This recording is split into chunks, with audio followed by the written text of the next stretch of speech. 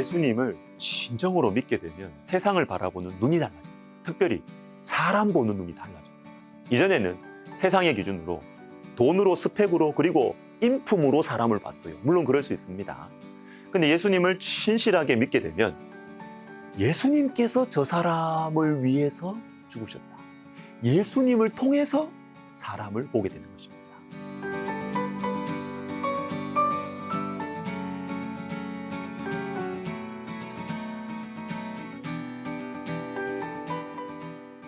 로마서 14장 15절을 보시면 참 소중한 표현이 나옵니다. 그리스도께서 대신하여 죽으신 형제를 내 음식으로 망하게 하지 말라. 그리스도께서 대신하여 죽으신 형제. 여러분, 우리가 볼 때 좀 부족해 보이고 나하고 좀 마음이 맞지 않는 사람들도 그리스도께서 대신하여 죽으신 형제입니다. 로마서 1장 8절을 보겠습니다. 먼저 내가 예수 그리스도로 말미암아 너희 모든 사람에 관하여 내 하나님께 감사함은 너희 믿음이 온 세상에 전파됨이로다. 너희 모든 사람에 관하여 감사합니다. 어떻게 모든 사람에 대해서 감사할 수 있습니까? 좋은 사람들도 있지만 그렇지 않는 사람들도 있잖아요.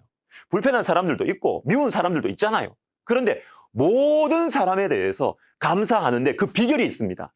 예수 그리스도로 말미암아입니다. 여러분, 예수님 때문에 우리는 사람에 대해서 감사할 수가 있어요. 사무엘상 30장에는 전혀 다른 눈을 가진 두 공동체가 나옵니다. 다윗의 공동체와 아말렉 공동체.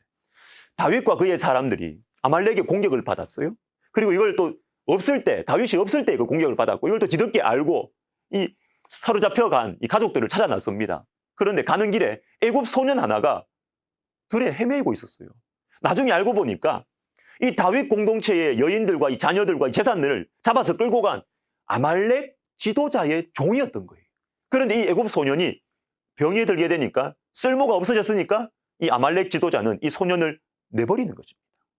사무엘상 30장 13절, 다윗이 그에게 이르되 너는 누구에게 속하였으며 어디에서 왔느냐 하니 그가 이르되 나는 애굽 소년이요 아말렉 사람의 종이더니 사흘 전에 병이 들매 주인이 나를 버렸나이다. 여러분, 아말렉 공동체는 병들면 버려요. 쓸모 없으니까. 그러나 다윗의 공동체는 달랐습니다. 들에 버려진 이 소년을 다윗 공동체는 아무런 조건 없이 데려다가 돌봤어요. 11절 보십시오. 무리가 들에서 애굽 사람 하나를 만나 그를 다윗에게로 데려다가 떡을 주어 먹게 하며 물을 마시게 하고 그에게 무화과 뭉치에서 뗀 덩이 하나와 건포도 2송이를 주었으니 그가 밤낮 사흘 동안 떡도 먹지 못하였고 물도 마시지 못하였음이니라. 그가 먹고 정신을 차리며. 아말렉 공동체가 쓸모없다고 버린 사람을 다윗 공동체는 돌봤습니다. 아말렉 공동체는 더 이상 도움이 되지 않을 것 같은 사람을 버렸어요. 그런데 다윗 공동체는 그 버려진 영혼을 품었습니다. 그것도 아말렉 사람들이 있는 곳을 알려줄 수 있는 사람이라는 것을 모를 때였어요. 이걸 돌봐주고 나서 그 다음에 물었습니다. 다윗이 이 사람의 신분에 대해서 묻는 것은 먹을 것을 주고 난 다음이에요. 무슨 이득을 볼 생각으로 이 사람을 돌본 게 아니라는 것이죠. 아무 이유 없이 그저 불쌍하니까 데려다가 돌보았던 것입니다. 사람을 하나님의 형상으로 본 것이죠. 그래서 나에게 쓸모가 있든지 없든지 상관없이 은혜의 눈으로, 사랑의 눈으로 사람을 바라봤던 것입니다. 우리가 연약할 때, 우리가 원수되었을 때에, 우리가 경건치 못할 때 우리를 그저 사랑하신 예수님의 모습이 역사하고 있는 공동체였던 것입니다. 누가복음 5장에 보시면 예수님께서 세리 레위를 제자로 부르시고 레위가 베푼 잔치에 레위와 함께 식사하는 장면이 나옵니다. 레위가 예수를 위하여 자기 집에서 큰 잔치를 하니 세리와 다른 사람들이 많이 함께 앉아 있는지라. 그런데 그때 바리새인과 서기관들이 예수님을 비방해요. 바리새인과 그들의 서기관들이 그 제자들을, 예수님의 제자들을 비방하여 이르되 너희가 어찌하여 세리와 죄인과 함께 먹고 마시느냐. 여러분, 세리와 함께 하는 것이 왜 문제가 됩니까? 그것은 세리는 그 당시에 민족의 배신자였고 민족을 버리고 돈을 버는 사람들이었기 때문입니다. 이때 이 비방하는 소리를 보시고 예수님께서 이렇게 말씀하십니다. 예수께서 대답하여 이르시되 건강한 자에게는 의사가 쓸데없고 병든 자에게라야 쓸데있나니 내가 의인을 부르러 온 것이 아니요 죄인을 불러 회개시키러 왔노라. 예수님께서는 레위를 죄인으로 보기 이전에 병든 자로 보았습니다. 레위 너는 비열하게 살아가는 부끄러운 인생이기 전에 하나님이 손길이 필요한 병든 자다. 하나님의 위로와 치유가 필요한 병든 자다. 이렇게 봤어요. 이것이 바로 레위를 바라보는, 그리고 저와 여러분을 보시는 예수님의 눈입니다. 여러분, 어느 쪽이 현명합니까? 아말렉 공동체의 관점이 훨씬 효율적이고 경제적이지 않습니까? 쓸모없는 인생 버려야죠. 얼마나 효율적이에요. 바리새인과 서기관들의 이 사람 보는 눈이 얼마나 공평하고 정의롭습니까?